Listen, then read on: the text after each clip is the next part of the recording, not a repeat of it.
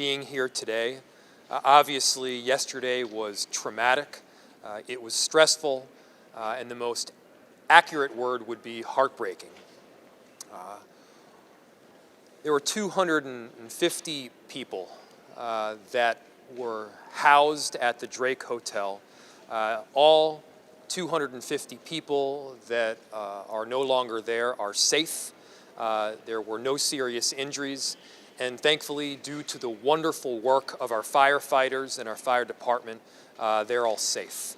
That in and of itself is something that we should take solace in. However, those 250 lives, they're forever changed. I'm thankful for the collaboration that we've had with Hennepin County and Chair Marion Green, with the state of Minnesota and our governor, and of course with our nonprofit partners. The Red Cross was there from the very first minute. These are never the calls that you want to get at 4:45 in the morning. But when you do get those calls, it's comforting to know that you've got a team around you that is willing to step up and address these really serious issues. Very important player on that team is our residents. The residents in the city of Minneapolis and Hennepin County and the state of Minnesota, they stepped up in a big way, and we're so proud to have worked with them as well. Speaking of, while we are not looking for in-kind donations anymore in the form of clothes or diapers, we're very well situated on that front. Of course, we would very much appreciate any financial resources that people would be willing to give. On Christmas Day, they stepped up, and we're continuing to ask for that assistance.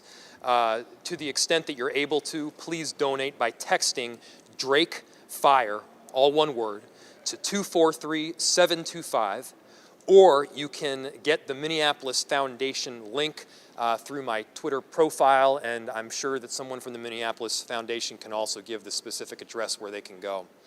These are issues that require everyone coming together.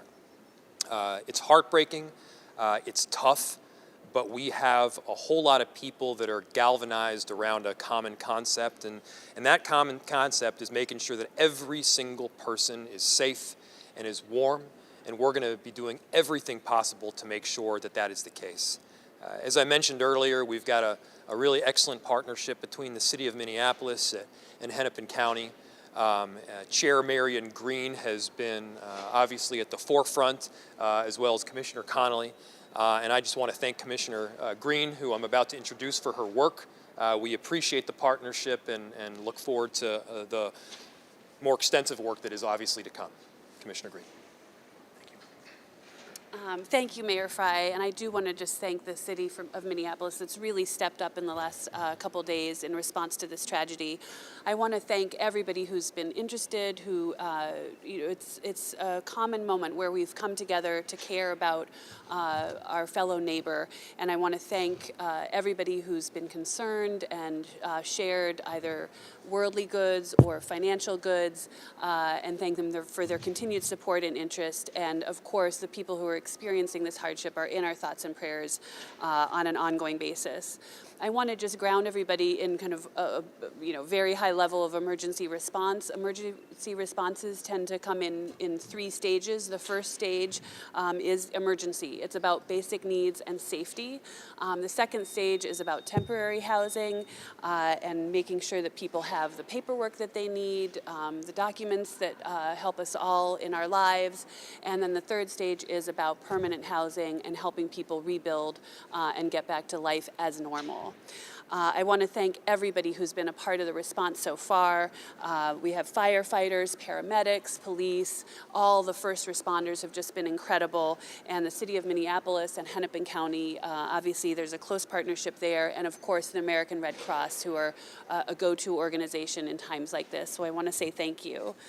It's an amazing effort and represents incredible collaboration and has a particular poignancy since yesterday many people were celebrating Christmas, and I think that takes particular acknowledgement. We're here to answer all the questions that we can. We want to be transparent and helpful to the best of our ability. We want to keep you informed.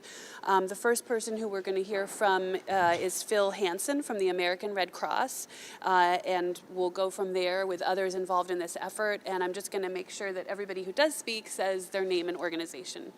Thanks so much, and thank you, Phil. Absolutely. So Phil Hansen, Philhansen, Regional Executive, American Red Cross, Minnesota. So clearly we had a very tragic day yesterday for many families. We are doing all we can with a great group of partners to help provide assistance to these families right now. Our focus really with the Red Cross has been on emergency shelter. So we've got a shelter open and we're so thankful to Bethlehem Baptist, who has been the shelter location for us. They've been amazing there to help support and work with us to help support these families. Last night we had 111 people with us sheltering overnight. And again, while they're sheltering with us, we're providing them with food. We're providing them with emergency relief supplies, comfort kits. We have an emotional support team, a disaster mental health team that's supporting the families in there as well, and a whole team of health service team members that are helping with medical related needs. We have people that need replacement of things like insulin. We have folks that need replacement of medical devices, prescriptions refilled. We're handling all that kind of thing in the shelter right now as we speak. Again, close to 2 dozen Red Cross volunteers have been on the ground providing the immediate assistance. The team is there now, and they're going to be overnight and for the next several days continuing to work with and support the families that have been hurt.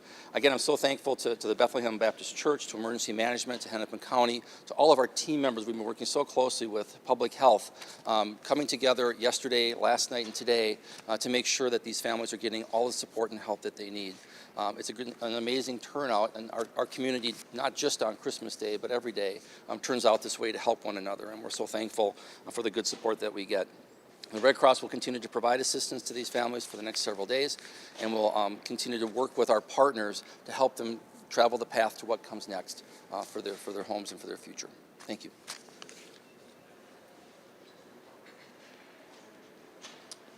Hi, good afternoon. I'm David Frank, F-R-A-N-K. I'm the Director of Community Planning and Economic Development for the City of Minneapolis. So our team started paying attention to the structure of the building yesterday during the fire, all during the day, and then together with others from the city and with a contractor, we were on site early this morning to evaluate the current condition of the building. The safety of the public is our top priority, and as we evaluated the building, here are some things that we saw. The roof and the third floor, or what was the roof and what was the third floor, is now on top of the second floor inside the building, as is all the water that was pushed into the structure to combat the fire. That's a lot of load to be sitting on a floor inside the building that was not designed for it, and it's a lot of water with nowhere to go. So that load and that water are partly contributing to the instability of the structure. The structure of the building is such that the roof, now gone, and the third floor, now gone, are what was holding the walls of the building in place. So between that, those structures, pieces of the structure no longer being present, and the water and other loads trying to push out the walls of the building, we observed that some of the tiebacks that were installed some time ago to hold the walls to the floors of the building were bowing, were giving way. We also observed some loose bricks, and those were signs to us that the structure was not safe for the general public, and so we have directed a contractor to mobilize and to proceed with the demolition of the east portion of the building and to evaluate what they find as they complete that work. So this is an ongoing process. I'm sure you will have questions, and we will know a lot more as the contractor gets started. Here's what you'll see right away. Either by now or shortly, the ground floor windows will be boarded up on the east part of the building, and there will soon be fence around the property. The contractor is working with our fantastic city teams in Public Works and other places to make sure that traffic plans are taken into account, that utilities are disconnected, and we will have much more information on the schedule as the contractor gets mobilized. So they will be mobilizing, and then they will be proceeding to demolish the east portion of the building. And you will see all that in the next day to 2 days. Thank you.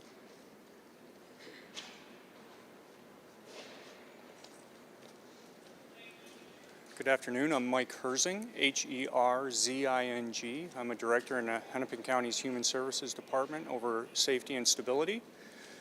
I'm going to talk a little bit about what steps we're doing right now with the former residents of the Drake that are now at Bethlehem in shelter. We have had staff that have gone out there today to begin to assess for needs for people, to offer financial assistance where needed, and to look at some housing navigation and some other options for families and individuals that were previously at the Drake. Moving forward, over the next 3 to 5 days, we really are going to be working particularly in our family shelter system.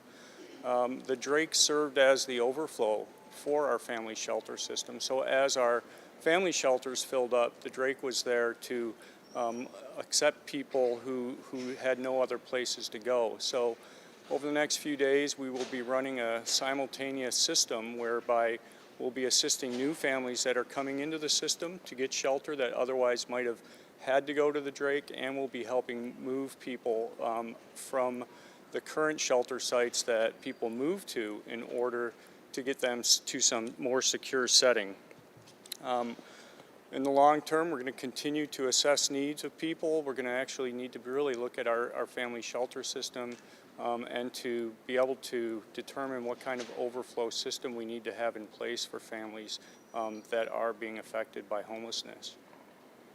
Thank you.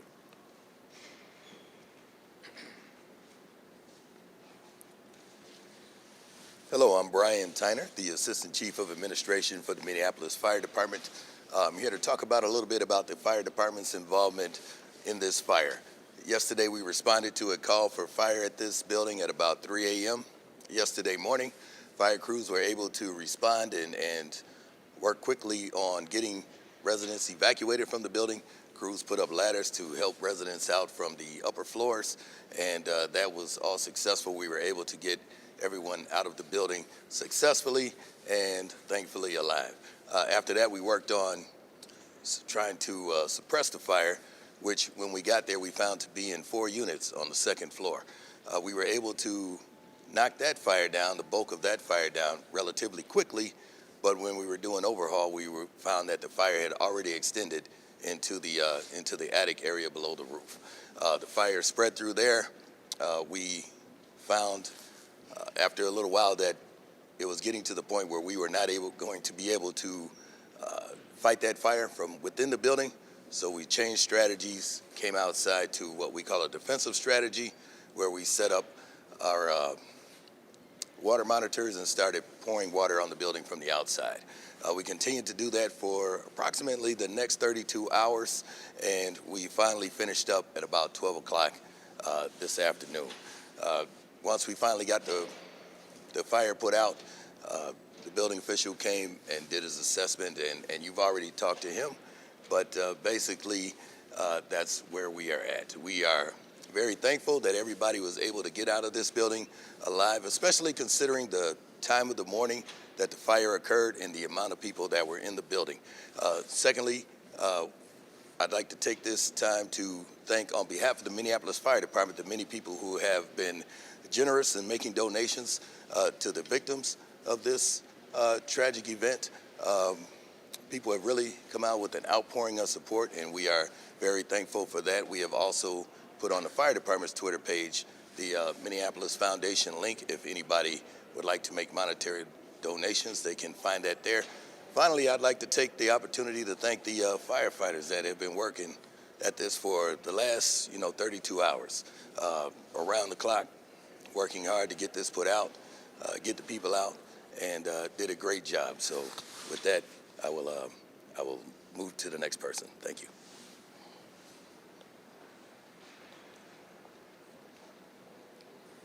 Good afternoon. I'm Joanne Stately, JoAnneStately. I'm the Director of Impact Strategy for the Minneapolis Foundation. On behalf of our President and CEO, R.T. Ryback, and our Senior Vice President, Shonda Smith-Baker, we wish to express our thanks to the first responders who are dealing with these families who have experienced some of the most tragic impact in their lives of yesterday. As the Minneapolis Foundation, at times in areas of crisis, we've had the opportunity to launch our Minnesota Helps Fund. This isn't the first time that we've created this fund. We've done it in the past when we had the bridge collapse, and most recently when we had the tornado impact in North Minneapolis. As a foundation, we have a unique role to play when we work in partnership with the City of Minneapolis and with Hennepin County. And yesterday afternoon, in conversations with the city in particular and also with the county, we launched this fund. It is our goal to raise over $1 million to support the individuals, families, and the service organizations that are attempting to help people put their lives back together under this most difficult time. As of 2:00 p.m. today, we've raised over $90,000. Wish it was $90 million. $90,000 with 1,000 donors. And this just goes to demonstrate the generosity of this community and individuals who want to help. We understand kind of the impact and the requests that we heard today from the mayor and others, that the need for actual dollars is very important. But the need for those dollars, while they're immediate, we need to take care of those immediate long-term needs. We are fully aware of the work of addressing homelessness in this community. And this is a long-term need that we have. So while our goal is to raise dollars in this short term to help the individuals and families in those organizations, it's also our goal to raise dollars for the long term, that people need to have permanent, stable housing. So this isn't just more shelter, this is actually helping to stabilize our families. This is a long-term effort, one that we've all been in for a number of years.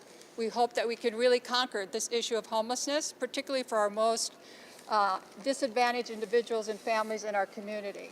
And again, we want to extend our condolences to them personally on behalf of our foundation and our board of directors.